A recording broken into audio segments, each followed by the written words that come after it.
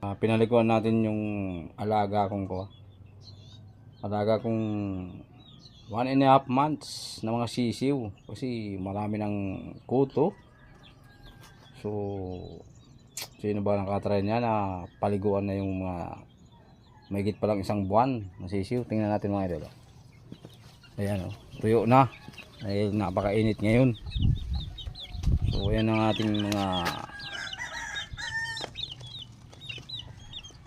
bolik line.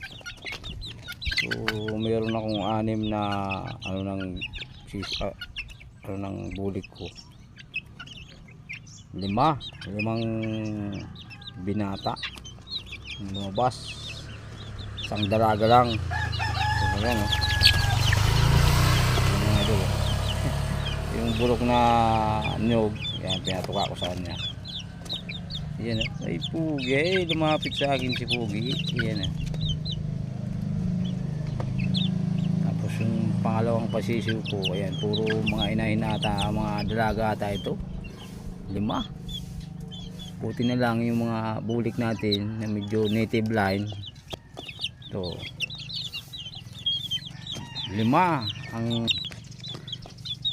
binata natin dyan. Ayan, napakasaya kasi 6 lang sila. 5 yung binata, 1 lang dalaga. So mga native lang to. Pero pag naalagaan mo to ng maayos, na condition mo, pag lumaki na ayos na. So yan, thank you mga idol. Ayan.